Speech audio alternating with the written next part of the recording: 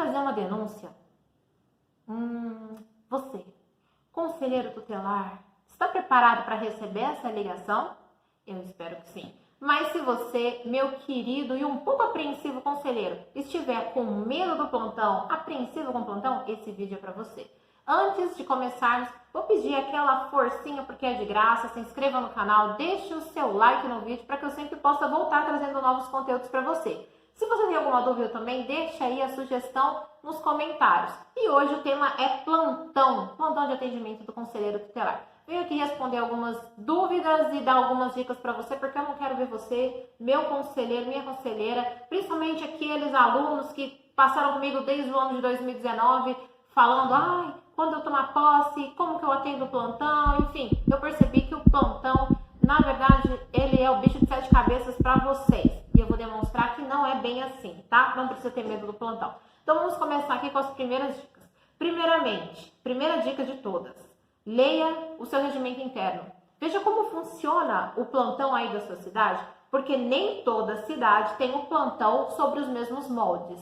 Normalmente você fica de plantão de sobreaviso, isso significa que não é aquele plantão fixo dentro da sede que você passa a madrugada inteira ali como se fosse a polícia militar, o corpo de bombeiros, uma enfermeira. Não, você pega provavelmente o telefone celular do plantão, leva para sua casa e se tocar você dá o atendimento. Então a dica número 1 é ler o regimento interno e ver como que funciona o plantão aí na sua cidade, tá?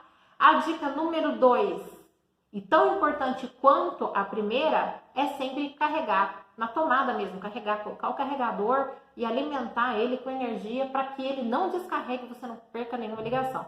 Já atendi alguns clientes, mas isso no caso no escritório de advocacia, né? Já atendi alguns clientes, conselheiros, que perderam ligações, né, por conta de deixar descarregar o aparelho, não ouvir tocar, enfim. Então eu vou dar aqui uma dica dupla, né, a número 2, que é carregar, sempre manter ele na energia elétrica e sempre deixar ele com as notificações, né, com o som ligado, tirar do silencioso, tirar do modo avião para que você não perca nenhuma chamada. A dica número 3 é atenda todas as chamadas. Ou seja, atenda no telefone, mas isso não significa que você tem que sair, se locomover, se deslocar para cada chamada que fizerem para você, tá? Atender a ligação, dar uma orientação, uma palavra amiga para a população é a sua função. Afinal, você está ali como conselheiro, você está no plantão e você não pode negar, né, atender o telefone e muito menos atender a população. Mas isso não significa que você tenha que sair para atender toda e qualquer chamada. Aí entra a maior dúvida que eu recebi, né? As dúvidas de vocês aí, principalmente dos meus alunos durante o curso. Quando eu tenho que saber quando eu saio e quando eu não saio? Bom, pessoal, é o seguinte, para quem estudou o ECA já sabe perfeitamente bem que o artigo 100 norteia qualquer ação, qualquer tomada de atitude de um conselheiro tutelar. O artigo 100 é o seu livro de cabeceira. Eu vou falar o ECA é o seu livro de cabeceira, mas o artigo 100 é o seu livro de cabeceira. Você vai imprimir o artigo 100 e vai deixar ele pregado e vai ler ele todos os dias antes de dormir até você decorar, porque ele tem os princípios que norteiam a aplicação de todo o ECA. Vamos lá no artigo 100, abre aí, tá? E eu quero que vocês venham comigo o caput do artigo que vem dizendo que na aplicação das medidas, levar-se em conta as necessidades pedagógicas, preferindo aquelas que visem o fortalecimento dos vínculos familiares e comunitários. Aqui vem uma série de princípios no parágrafo único, né? Abaixo do parágrafo único, nos seus incisos, vem aqui diversos princípios, né, que vocês devem aplicar e levar em consideração, principalmente nos plantões. Eu vou falar para vocês como que vocês interpretam isso. Vamos lá. Parágrafo único. São também princípios que regem a aplicação das medidas. Aí vocês vão pensar comigo. O inciso primeiro. A condição da criança e do adolescente como sujeitos de direitos. Todas as vezes no atendimento dos plantões vocês lembrarem que você não está fazendo um favor ou você não está sendo muito caridoso em atender aquele telefone. Não. Você está ali basicamente cumprindo o seu dever e você tem que lembrar que crianças e adolescentes são sujeitos de direitos. E cada caso que relatarem para você por plantão, você tem que identificar se tem ali um direito violado ou não, tem que identificar qual direito é aquele e se ali cabe ou não uma intervenção do conselheiro tutelar. Depois vem falando da proteção integral e prioritária da criança e adolescente. Então, quando você atender, você leva em consideração que a criança tem direito à proteção integral e prioritária. Assim, você sempre colocará os interesses daquela criança em primeiro lugar e analisará se existe ou não necessidade do seu atendimento. Mas eu quero falar sobre a intervenção precoce que está no inciso 6º, né? Intervenção precoce.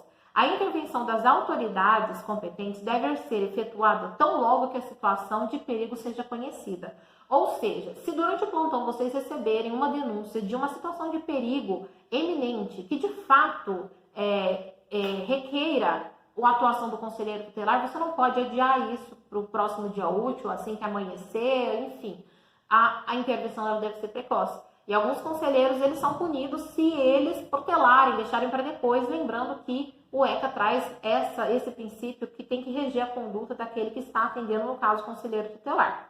Depois, vem falando também do inciso 7º, vem falando da intervenção mínima, a intervenção mínima de todos da rede, mas principalmente do conselheiro tutelar, né? Tem aquele conselheiro que enfia sua colherinha de conselheiro em todos os assuntos e esquece que a intervenção do conselheiro deve ser mínima. Por quê? Porque está dizendo aqui que a intervenção deve ser exercida exclusivamente pelas autoridades e instituições cuja ação seja indispensável, tá? E ela, no final das contas, traga como resultado a promoção e efetivação daquele direito e daquele direito, daquela criança, daquele adolescente. O inciso 8º vem falando da proporcionalidade e atualidade. A ação do conselheiro tem que ser proporcional ao caso, à situação, ela não pode ser muito maior ou muito menor. Pega o caso, analisa o caso e balanceie proporcionalmente a sua atuação diante daquela possível situação de violação de direito, tá? E aí eu venho para um dos que eu mais acho interessante e importante, que é o inciso 9º, que vem falando da responsabilidade parental. Conselheiro, aqui é uma das chaves para você resolver os seus dilemas dos atendimentos de conselheiros tutelares durante o plantão. Vamos ler comigo no inciso 100, no artigo 100, parágrafo único, inciso 9º. Vamos falar aqui sobre o princípio da responsabilidade parental. A intervenção de quem, pessoal? De vocês, conselheiros, ou da rede, ou de outras autoridades. A intervenção deve ser efetuada de modo que os pais assumam os seus deveres para com a criança e com o adolescente. Então, vamos parar com essa modinha aí dos conselheiros substituírem os pais? Saírem, tomarem a frente, chegarem primeiro, assumir um papel, uma posição de um pai e de uma mãe ou de um responsável? Porque ou a pessoa ali, o pai ou a mãe, já tem por natureza o pátrio poder que é conferido a eles em relação ao menor, se não extinto. Se extinto ali nós podemos ter um guardião, que é o responsável, que tem ali, né, deveres em relação àquela criança, e são esses aquelas pessoas que devem assumir as responsabilidades.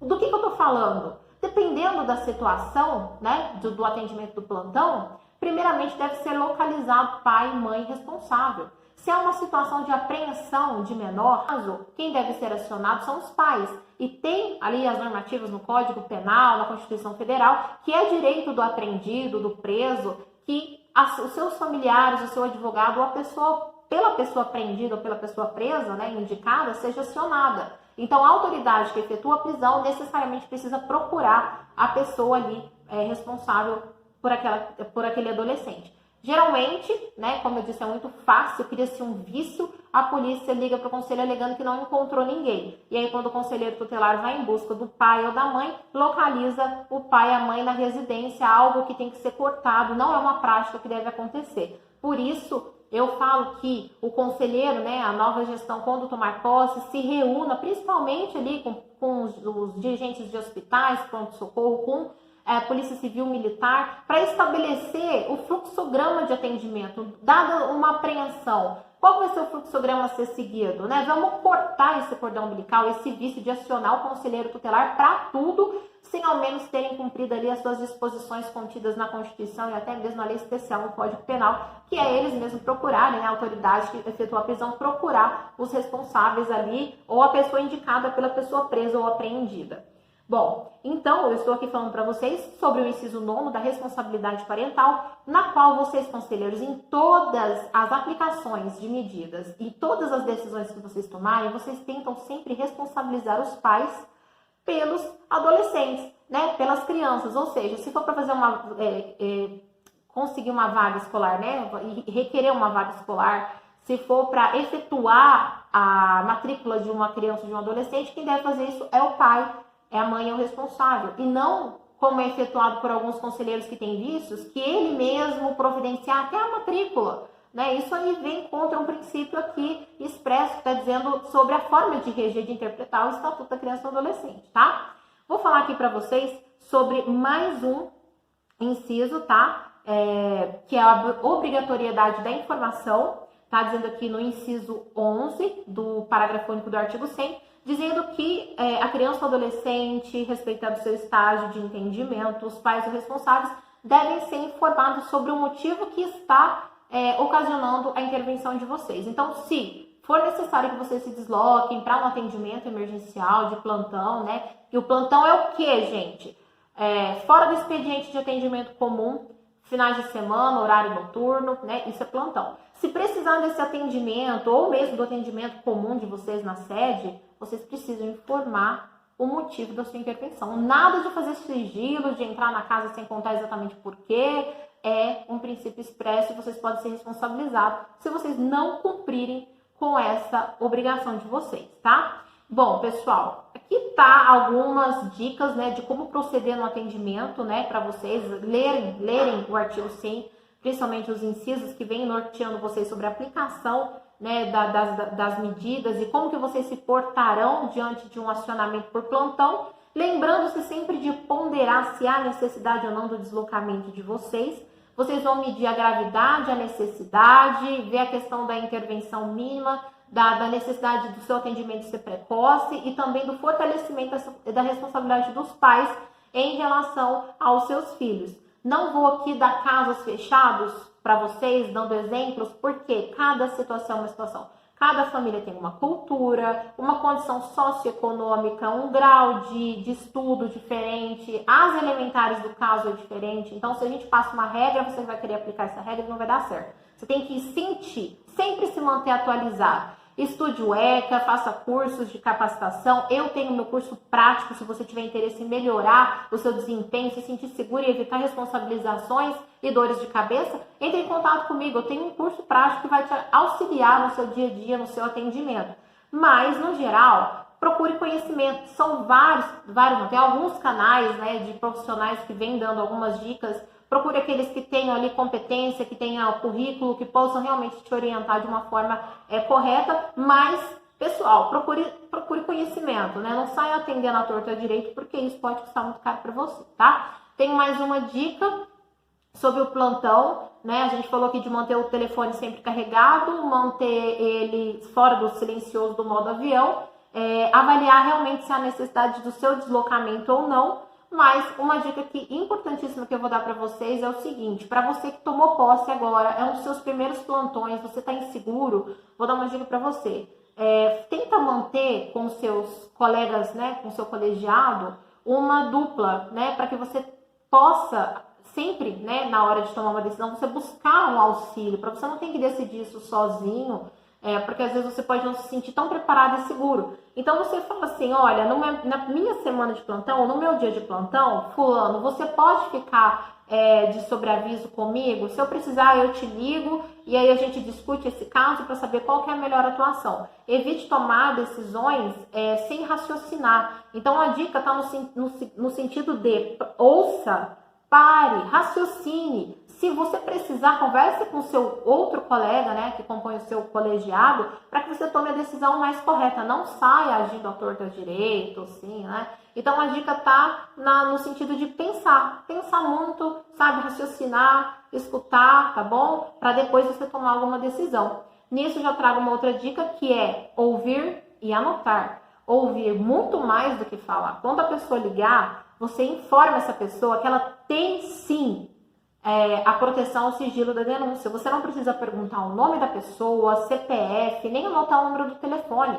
Simplesmente colha a denúncia. Então, tenha com você um caderno. Vou dar um exemplo aqui. Vamos supor que esse aqui seja o caderno de plantão. Você abre ele, coloca a data no seu nome e anota o que aquela pessoa falou. Coloca endereço, características, todas as elementares da denúncia para que você possa depois raciocinar melhor, tomar uma decisão melhor, e também isso pode enriquecer o atendimento, te dando um caminho muito melhor. Então, treine a sua capacidade de escuta e sempre anote tudo, porque provavelmente, se o plantão for às 3 horas da manhã, se for num domingo, no horário do almoço, você pode não prestar atenção em um detalhe que vai ser fundamental para o deslinde, para o resultado ali do seu atendimento, ok? Essas foram as dicas, né, para você que está um pouco ansioso com o seu plantão. Não fique não, procure sempre estudar, procure sempre se capacitar. Eu tenho o meu curso, já deixo à disposição, vou deixar o link na descrição, se você tiver interesse, né? Clica, faça sua matrícula, entre em contato comigo para a gente agendar suas aulas, eu vou explicar como que vai acontecer esse curso, e eu tenho certeza que se você buscar o seu conhecimento, o seu autoconhecimento, você vai se dar muito bem como conselheiro tutelar. Fica aqui meus votos de sucesso, um abraço e até o próximo vídeo.